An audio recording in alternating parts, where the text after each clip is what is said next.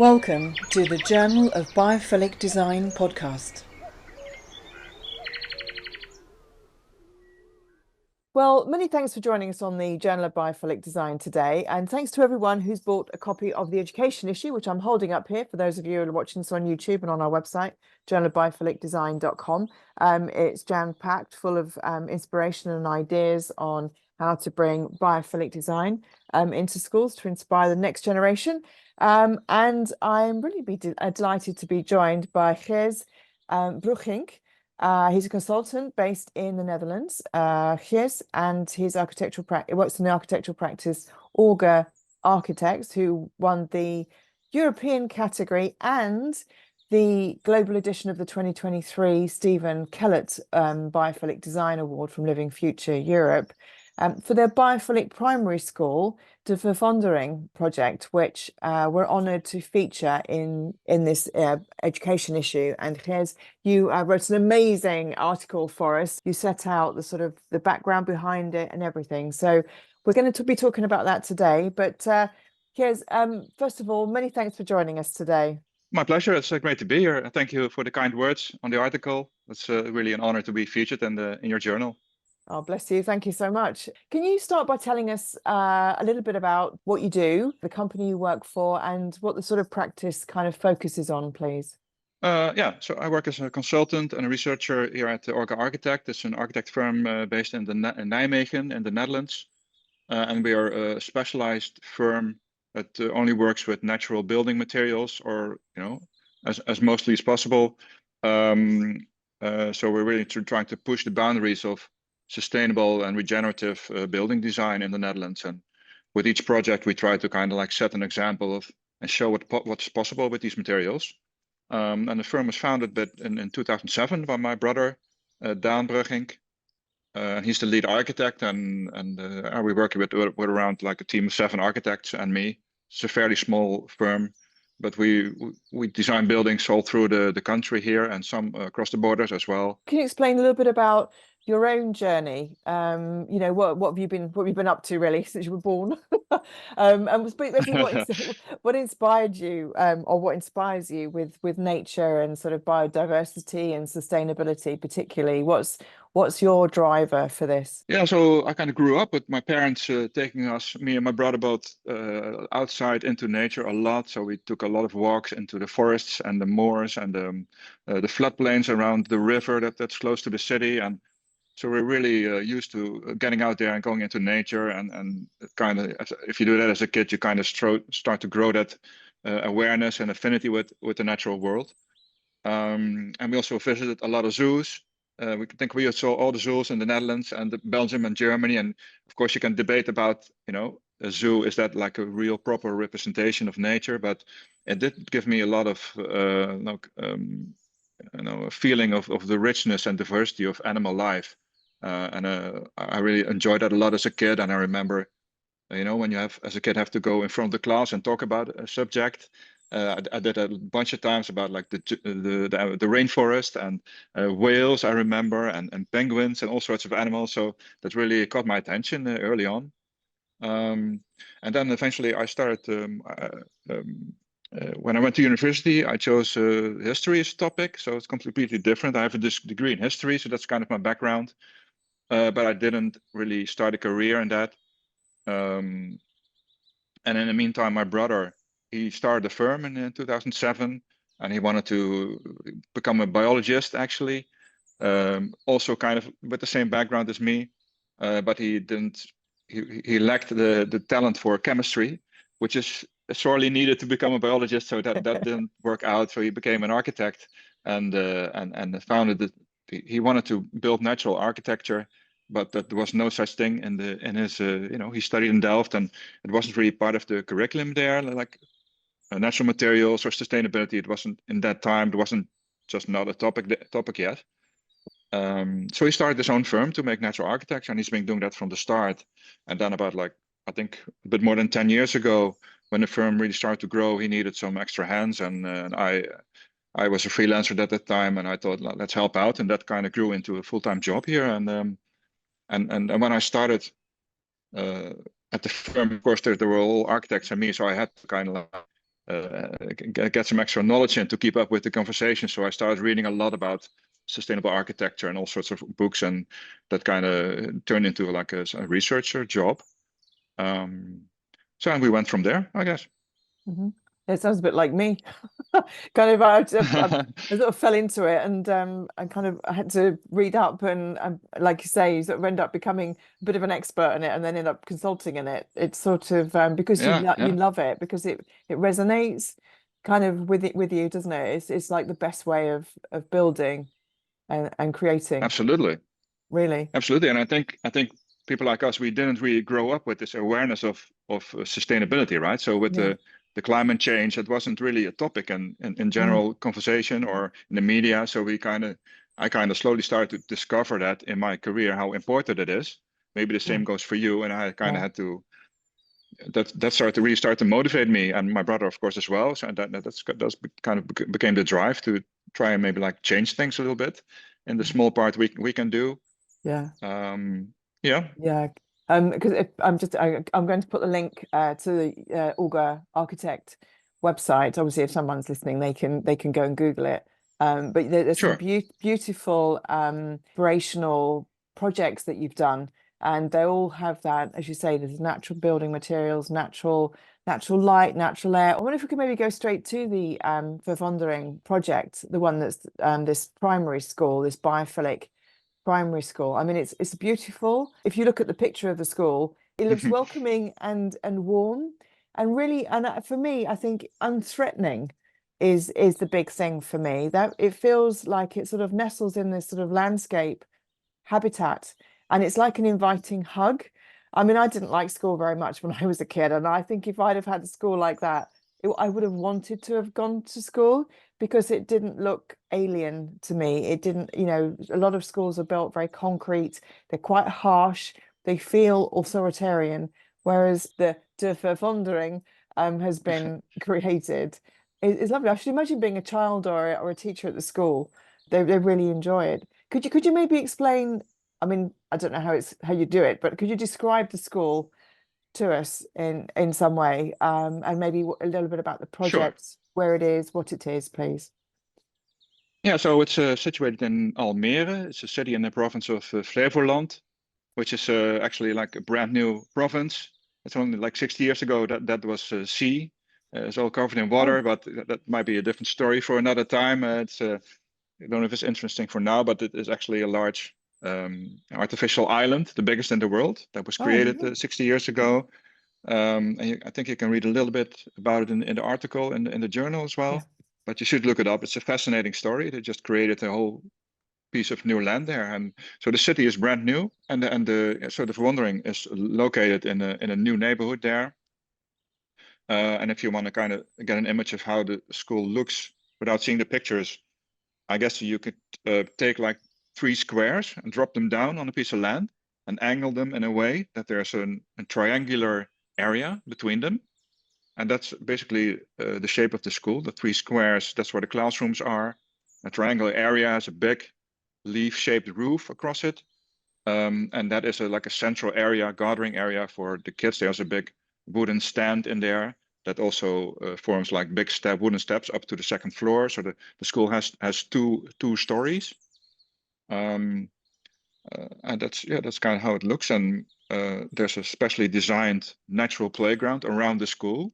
We really wanted the playground and the school to become a one natural whole. So there's different sections there for younger kids to play, for older kids to play, all sorts of natural features, lots of greenery that all kind of is designed to work together with the school. The school on the outside, the facade has lots of big grids on it that allow climbing plants to grow up. So after a couple of years, it's not completely grown up yet, but that will take some time. But after a couple of years, the whole school will be covered in green, in climbing plants. And that's kind of roughly how the school looks, I guess. And how did it originated? The plan was started by Prisma, which is a school education that runs, a school organization, which runs about 20 schools in the area. And they wanted to start with a new educational program that really had nature integrated deeply into it.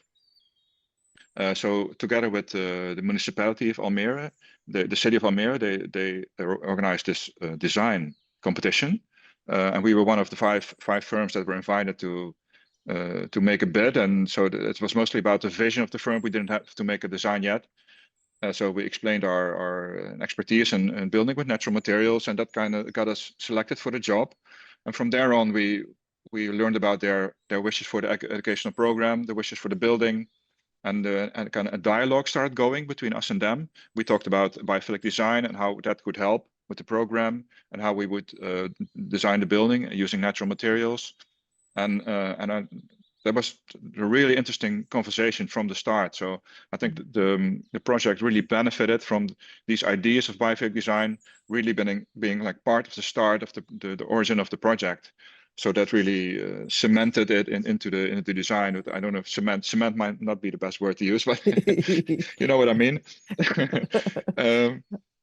So yeah, so that's how it got going. It makes such a difference, doesn't it? If you have a client who has that vision, who is kind of is open right from day one to have that. Absolutely. We want to make it different. We want to be different. We want to make it different for the inhabitants, the users, if you want, of the space that they're going to create.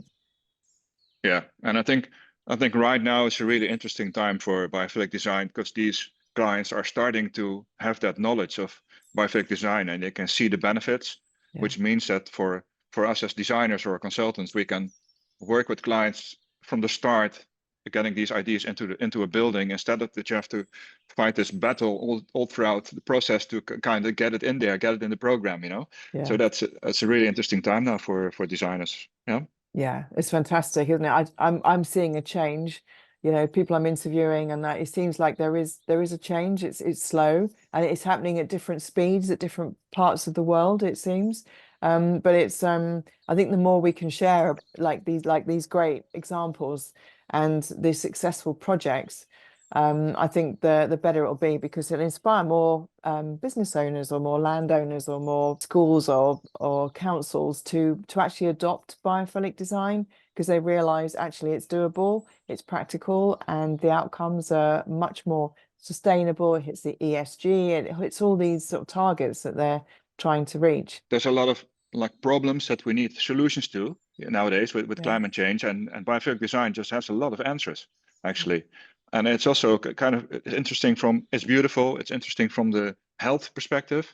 It's beneficial from a business perspective, because if your users of the building are able to perform better, to be more productive, they feel better, it's good for your business. I mean, there's no way around it. And there's a lot of also from the scientific field, there's a lot of research kind of supporting these ideas and these benefits. So yeah, the only way to go is up, I think, with biophilic design. Yeah, absolutely. To back to the school for the moment, what were the most important aspects of the school that were important for you as designers to include? I mean, obviously it sounds like there was quite a lot of different aspects, but maybe you could pick out a few, please. Sure. Yeah, we wanted to, besides having the functional brief, all the classrooms and the spaces that were needed, getting those into the building, that's like the starting point. But we really wanted to, as a design firm, from our perspective, we wanted to showcase what's possible with bio-based materials, especially wood.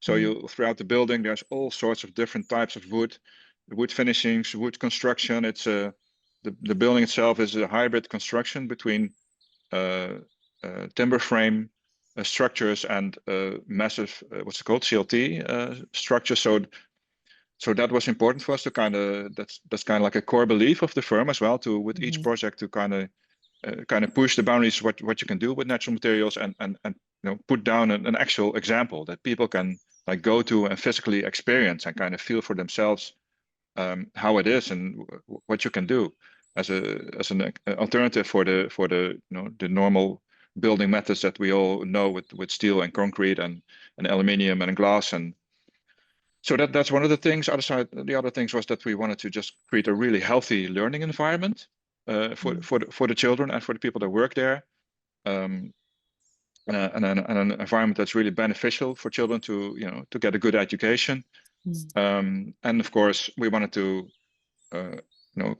put all sorts of connections to nature into the building, to kind of add on to the things they were already learning from their teachers, and really use all sorts of means available to us to build, affinity with nature among the children, and play into their, natural curiosity, that there's all sorts of ways they can go discover things on their own, and find their own places. And when they play outside, there's not like a sign for you go play there, you go play there. Here you have to play soccer, or here you have to play on a climbing apparatus. It's just like lots of green and little spots they can go on their own and discover what they want to do, go on an adventure. So we wanted to kind of like use that children's curiosity to make them build affinity with nature. I think that's a good way to say it. Yeah, no, absolutely. Those were, yeah, I was just going to say it's great because the kids can really, I think if you're too prescriptive with children, it can sort of curtail that kind of adventurous spirit or that inquisitiveness, and sort of whereas what you've created there is beautiful, because it means the kids can just go off and sort of find the little nooks, and the seasons, and obviously all that will change as well, and it will inspire them in a different way as they grow. The year will change, they will change, they're growing, Yeah, absolutely. And the teachers there make a lot of use of it. For example, with different seasons of the year, all throughout the year, the children are just basically forced to go outside, even if it's a little bit rainy or it's a bit cold. Just put on an extra coat, go outside and play, and that's just how the world is, how nature works. And there's actually on one of the clusters, there's an outside classroom. So there's just a bunch of tables outside with a roof above it, where the teachers give their lessons outside a couple of hours a day. And it's combined with teaching kids how to grow edible plants. They raise chickens there, so they actually there's a chicken coop on top of the roof where the children learn how it is to take care of animals and kind of nurture nature and reap the rewards of it. How beautiful that can be. How little eggs are put into a breeding machine, and then little chickens come out. They grow up to big chickens, and they make new eggs. And eggs can be used to make pancakes, and those sort of things they learn at an early phase, which is great. Yeah. Yeah, that's really nice. I remember reading that some kids don't even know where a potato comes from. They don't even know what a potato is. In some inner cities, I think it's just we've such a disconnect, isn't there, with the whole supermarket kind of, this whole harsh kind of way of being. It's so sort of, it's dissonant with how we are, isn't it? We sort of talk about us being nature. I think it's so important to have these spaces, particularly for like primary kids and those early years, where they're innocent as well, and that innocent connection, that open connection to nature, and so we can explore who we are and each other too. I agree with you there, and I think it's been researched that children at a younger age are much more open to that, to building a feeling for nature and how important it is. It's much harder to learn that later on. If you're taught that as a kid, it's ingrained in you. And it's kids that have to take care of our planet. So that's why maybe some of the people that are adult now could have used some of that natural education when they were younger. Things would have been different. Yeah, absolutely. We need these schools everywhere. So we need to get you in front of all these particularly in the UK. Let's just say that. I'm just gonna we need more of that here. I mean, obviously the building is an epitome of biophilic design. Obviously, that's why it's won the Stephen Kellert Award. Are there any particular aspects that you'd like to just kind of explain to people who are listening that are obviously, the actual biophilic effect, or the biophilic in particular? I mean, obviously you've got the natural materials and the light and obviously sound and acoustics as well, actually, within the building, because of the very fact that it's using natural materials. But I mean, were there particular things that the judges highlighted, or is there anything that you'd like to highlight?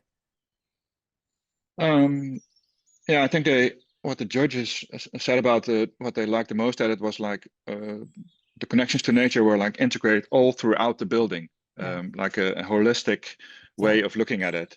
And I think that's also what we try to do. We try to have nature in the building and on several layers. So it has inspired design. It has inspired the way the spaces work together. It's like the idea of natural habitats of animals that have like a small area where they're a small area which their comfort zone, but they go outside it for food or connect with other animals. And that's the same with how the design works here, where kids, they're in the classroom with kids of their own age, but a couple times a day they go outside and they see more of the world and they have contact with children of other ages and what they are doing. And that's kind of how we designed the building as well. But that's how it works on the level of design. And then another layer is how the building consists of nature, like the natural materials that we already talked about. But we also wanted to make that visible to the kids. That's also what nature can bring us, right? We can build our buildings from it. There's actually one part of the building is a wall. It's especially made in straw bales, a wall made of straw. And we put a little window at the heights, at the children's height, so they can like look inside the wall, and then they can see that's actually like made of plants. The wall is made of plants. So and those little things we wanted to also have the building be a lesson for the children as well, basically. But yeah, I always have to think about something that Bill Browning says. He says it's never been proven that like the quantity of natural connections that you put into the building, that's also increases the biophilic effect. There's no scientific data for that. So it's usually better to pick a few biophilic principles that work well in a location and work well in a building, and try to implement those as good as possible. And that's a lesson we usually put into practice. But in this building, we kind of broke with that and did it the other way around. And these biophilic principles are everywhere in the building. There's too many to mention. It's you can find a picture of it on the website. That's maybe interesting to look at for people. But there's so many things to mention. I think we try to. What's important also is for a really effective biophilic design, you want to have it play on multiple senses.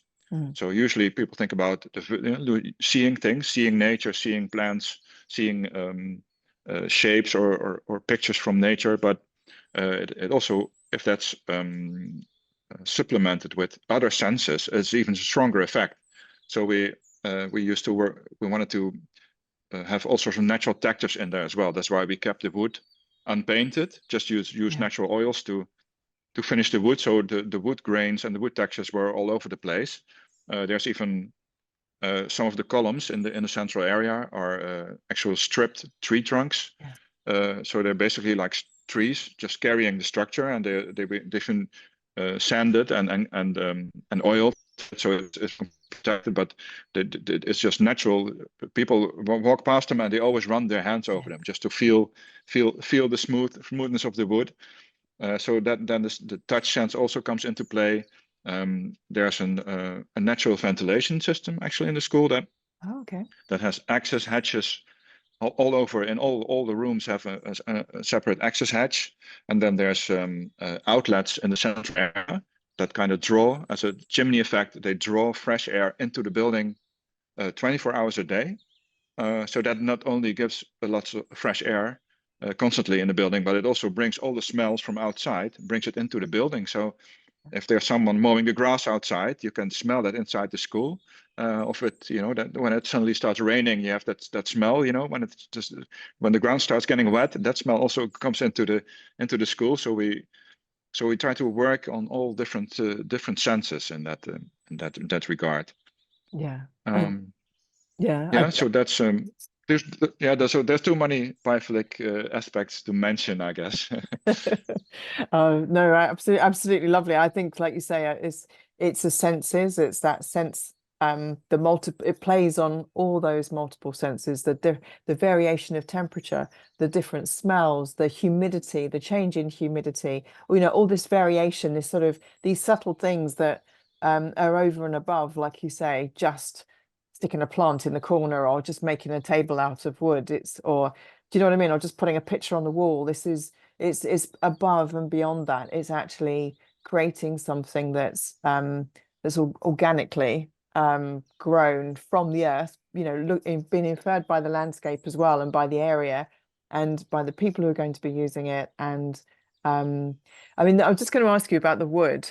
And people have, you know, people say about timber wood and stuff, and then they say, oh yeah, but I'm going to have to go and replace it. Or, you know, or there's what's the counter argument to people who might be sort of thinking, oh, I don't want to use wood in my building. Is there kind of a counter argument to that? Oh yeah, that if you treat it well, wood lasts a really, really long time. There's no problem with that at all. Of course, when you have wood on the outside, it is exposed to the elements, so you have to be a little bit more. You have to use different types of wood, and there's all sorts of treatments that make wood a lot more sustainable and a lot more resistant. There's all sorts of natural wood treatments, finishings that you can put on it. So there's lots of ways that you can protect the wood, the materials of your building against against those type of effects. Yeah. Yeah. Because I always think, you know, well, you're going to have to clean the windows, and you're going to have to repoint your, you know, the bricks, and you're going to have to there's upkeep in any building, whether it's made of concrete, wood, mud, anything. It still needs upkeep. You still need to take care of the building. You can't just throw it up and leave it there. You still need to nurture the building, you know, and what better than to allow a natural patterner to change as it ages, as the building grows, and it becomes the character of the place as well. So I personally, I think it's a win-win, but it's always good to have an expert add some arguments to the you know. Yeah, and it adds character. If you can see something grow old, it just adds a lot of character, and the same goes for a building. I mean, if we sometimes you have these, you visit this old building, and there's like a church, and there's these stone steps, and you actually see like the stones are hollowed out because of the tens of thousands of people that walked across it. That's a thing of beauty, right? Yeah. So that's why not have that in our own buildings? Yeah. Yeah, absolutely. It's lovely. In the article that you wrote, you mentioned, obviously, you highlight the fact that children are spending a lot of time on electronic devices, and I agree with you as well. We're kind of shutting ourselves off when we shut our kids off. And I mean, can you maybe share our sort of your thoughts, sorry, about how you feel children have sort of moved away from that natural world connection a little? Yeah. Yeah, when I say that, I don't want to sound like the digital world is like the devil or something. You know, I use it like I use it all throughout the day, all sorts of electronic equipment and devices and screens, and that's what my work's about. But I do think that sometimes it's easy for parents to instead of taking their children outside, just to hand them a tablet, go watch YouTube or something, and it keeps the children busy. And there is the fact that their children nowadays have much more access to information and knowledge, and from all over the world and different cultures, and so that's a really big source of education as well, I think. So that's a big advantage of these devices, but it does tend to keep children inside. They don't go outside a lot, and I think it would be good for children to just go outside a little bit more often, go into nature, not only to be exposed to nature, but also as a physical activity. It's healthy. And I think we need to find a balance in that. There's moments for relaxing on the couch with your iPad, but there's also moments to be a bit more active and go outside, go outdoors, do sports, be in nature, and enjoy the natural world. Yeah, absolutely. And the school addresses that, doesn't it? I mean, it encourages. I mean, it just encourages kids to get out by the design, isn't it? Really. Absolutely, yeah. And like I said, the teachers are forcing the kids to go outside a couple times a day just to kind of get rid of that excess energy, go play. And sometimes they don't want to. They see it's raining, they don't want to, but then they're outside, and after 2 minutes they're just running around and playing. So that's how it works. So that the school does do that, and there's, like I said, there's a couple of times, so there's lessons a couple of times a week outside in the outside classroom. The school also, the building also offers a view of the outside, from every place Yeah. in the building. So sometimes you have these classrooms that are designed to not have too many distractions for the children. So there's like tiny little windows, and usually the blinders are down. We don't want the children to look outside because it distracts from the from the teacher. But here's the other way around. Every classroom, like one wall of the classroom, is completely made of glass, so they can look outside, look at the natural playground, look at the neighborhood, see what the world outside is doing, see how the weather is. So that's the school really lets the outside into the interior from every angle. Yeah. So, I mean, yeah, I was going to say, I mean, there's this whole thing about attention restoration theory, isn't there, as well? I mean, we're focused, we can only sort of manage about sort of 10, 15 minutes really before our brains start wandering off anyway, which is why, the TED Talks are so important and so, so successful, because they're, short amount of information.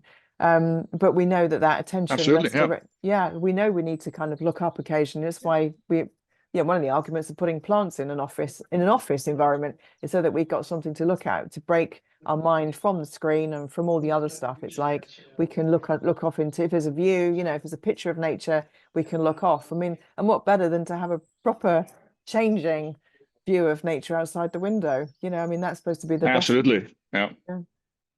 Yeah, and that's good for everyone if they're able to take their eyes off the screen for a moment, to get that energy and that concentration back. That's good for everyone, not only for children. It's for everyone in their workplace or whatever they do.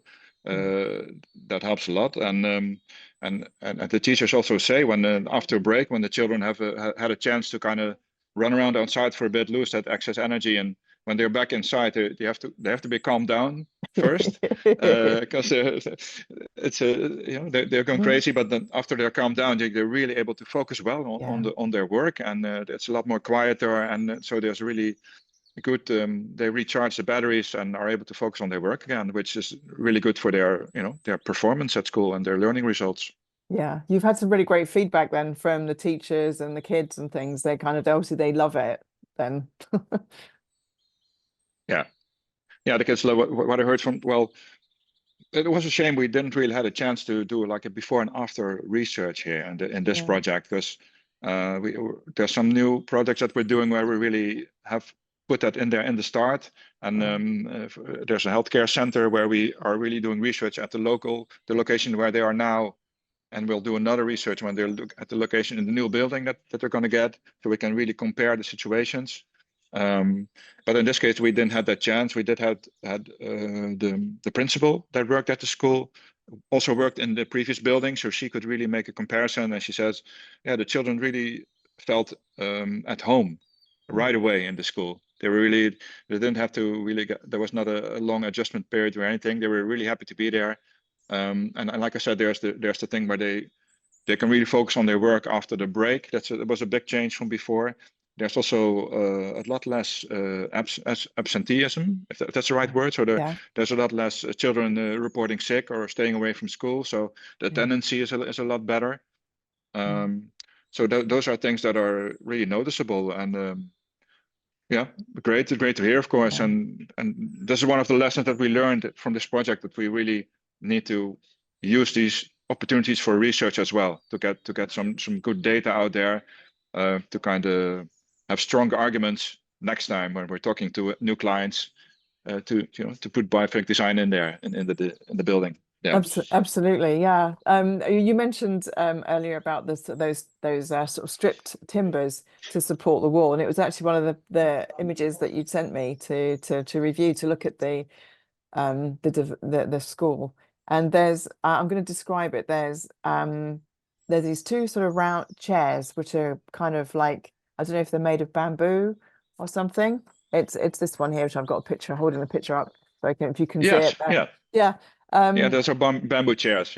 Yeah, beautiful bamboo chairs. So it's like they're like sort of, and there's the lovely soft furnishings. There's very simple colorways, which are all natural. This beautiful kind of really lime green and a more of a darker sage green. The carpet is kind of got fractals on it, almost look like kind of imitation leaves or chains or and then on the wall I love it. There's a male and a female sparrows. One's feeding the other one, and their wings are expanding. I mean, what a lovely study for kids as well to kind of see the close up of the birds. I think it's such a lot, and it's a massive picture on the wall, so like they're completely out of scale, and it's just it's a lovely touch actually. I really love that Yeah. space. Yeah. Yeah, it's a nice place. Yeah, these huge images from nature that are all across the building. Actually, Yeah. all the bathrooms have these big pictures as well. Ah. And in this case, the picture that you're showing is that's actually the teachers' lounge. Oh, is it? So that's where, yeah. So it's a with that space, we wanted to offer the teachers a place where they could, also take a break, because if the school is the primary use of the school are of course the children, and Yeah. it's designed for the children, but it's also a workplace for the teachers, Yeah. right? So they need a healthy workplace as well, and they need to be able to do their work as good as possible. Mm. And that helps. It helps them as well to take a break now and again and be able to restore, recharge the battery. So we wanted to have a really comfortable teachers lounge with different spots for them to take a break, or maybe have a small chat with each other, take a lunch break behind the photographer there. So there's some tables for them to take lunch with a group. There's a couch for them to relax. There's a couple of small desks if they want to just put down their laptop there and work for a bit. So it's kind of like the social hub for the teachers, that room. Yeah. And yeah.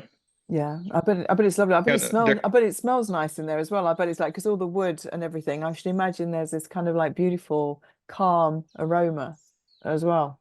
yeah, there is. Yeah, and there's wood everywhere, and that brings that smell out. And Yeah. and we use natural oils to finish some of the wood, which Ah, not only shows the textures, but that also lets the wood smell out, so it doesn't lock the smell. If you paint yeah. it, the smell's locked Yeah. inside the material, Yeah. so that yeah. Yeah. The teachers are quite happy with it, and from what we hear, I mean, we have quite a shortage of teachers actually in the Netherlands. It's a Yeah. big problem, Mm. but at this school, it's not a problem at all, because there's actually a waiting list of people that are like applying to the school. They want to work there, so if a teacher is absent for some reason, there's always people to fill up. It's a really popular place, and the same thing goes for the teachers, that there's a lot less absenteeism than before, so a lot less sick leave. So it's not only a great place for the children to learn, but also a good place to work. Yeah, it's good. Yeah. Makes sense financially then as well for people listening who've got spaces. Absolutely. Yeah. Do you have a favorite space in the school yourself? Have you got like is there sort of an area in the school that you've created that you think, do you know what, that's just like super nice, or for whatever reason? I every time when I visit that place, and I'm in the central area, there's like a big stand there, and the central area is kind of divided into little nooks and crannies where children can go with a teacher in a small group, or they can with a larger group, or they can play. So that's a bit divided up. But if you climb up the stairs or up the stands, you certainly experience like the spaciousness of the area. And so it's the area upstairs in the central zone that I usually always enjoy a lot. There's windows, like glass facades on all sides, so there's daylight coming in from all sides. You have this view across the city, across the playground. So this prospect refuge thing that's well known in the biophilic design, that really works from there. You really have a great view outside, and usually that's one of the nicest effects you can experience in the building, going upstairs in the central area. Yeah. That sounds fantastic.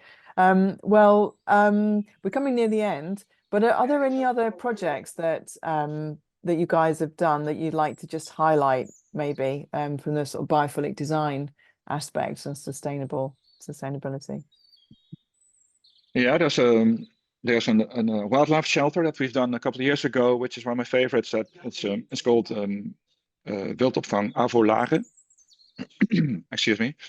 And that place is not only like a biophilic design building, but it's also like the core function of the building, of the complex, is to support nature. It's where animals from the local the nature resort, a protected area for nature, And all the animals that are harmed in some way in there, maybe because of traffic or other ways, they can be brought to Avolare, and they will be patched up there. So there's a whole like an animal clinic there, and for different areas for different types of animals, birds, like small predators, also water birds. So, and there's a large, almost like a zoo-like outside park there for the animals to recover and before they are put back into nature. So the building itself is a really nice example of natural architecture, but it's also it helps nature because of its function.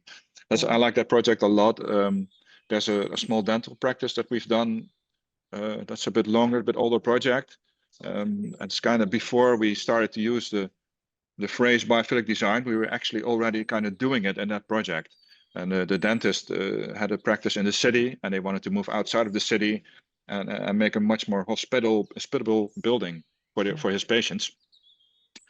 So we use natural materials and a view outside across the Dutch landscape to kind of realize that. And it's a good example of like a simple implementation of biophilic design, like a couple of things we did there with materials, with daylight, and with a view to really make a really comfortable area and I guess to relieve stress in the patients. I mean, the patients are much more at ease there, and the dentist says he can treat an extra patient per treatment room every day. So it's also an interesting business case.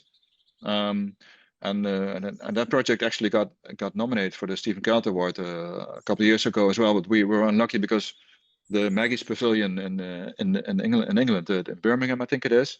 You probably know the project. It's this amazing project that was we lost out to that one in the final eventually. But yeah, so that's a nice project, and I think there's some nice, interesting projects coming up in the future. There's a long-term care facility we're working on now.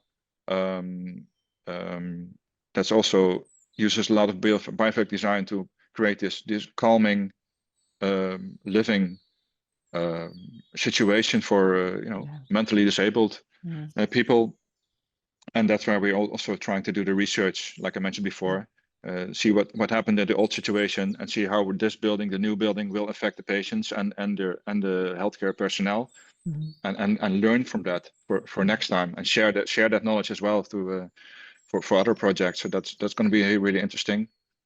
If there's more news about it, I'm definitely going to share more about that in the different biophilic networks that I'm in.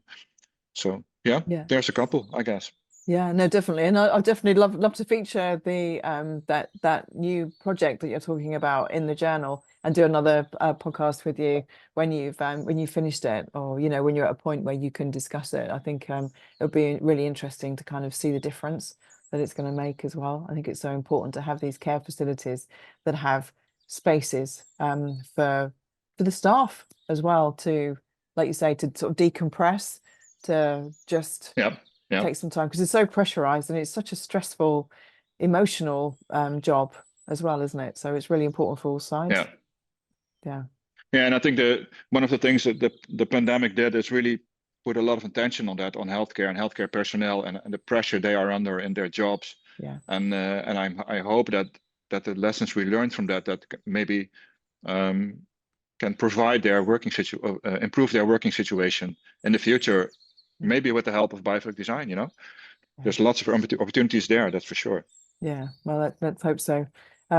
Is there any, before I ask you the final magic question, is there anything else that you'd like to add? Well, I know there's a lot of people working biophilic design that's listening to your podcast, I know, and I just want to emphasize that it's just a really interesting time now for us. Lots of opportunities to kind of implement all this theory, the 14 patterns and Stephen Kellert's ideas, all this theory about biophilic design, the frameworks. We can really put that into practice now, because a lot of people are starting to realize the benefits of these natural connections in the built environment. So if it's hard to get work in that field right now, just keep going, because there's going to be a lot of interest. It's really emerging, I can tell you, and not only in the United States, but also in Europe and in other continents, definitely. Fantastic. So really interesting time. Yeah, absolutely. That's fantastic. Well, so people who are listening, if you wanted to read more, you can go to the Journal of Biophilic Design.com and go to the Journal of Biophilic Design tab on our website, and you can get an ebook version of the education issue, or you can get a lovely eco-friendly printed edition, which will last forever, and you can pass down to your siblings and your kids and the next generations as well. So it's kind of like wood, it will last for ages, and it's a labor of love. Yeah, so if you want to read the article that has written, then you can find it in there as well, and I can tell you which page it's on. It's on pages 12, and it goes on for a few there. So just so now we've come to the end, so if you could paint the world with a magic brush of biophilia, what would it look like? I would definitely want to be able to paint down 3 trees everywhere. You know, these trees, these majestic examples of nature that take so long to grow that people, without any consideration, just chop down and remove. I really would love to paint down more trees. You know, not only outside the cities, but especially inside cities. You know, every street should have like a row of trees. Yeah. Not only because of their beauty and the cornerstones of nature, but also this heating effect, the heating island effect. It's just so good. It brings comfort, and these days of climate change. So I really wanted to have a magic wand that can just not like magically make trees appear everywhere. Would be amazing. Thank you for listening to the Journal of Biophilic Design podcast.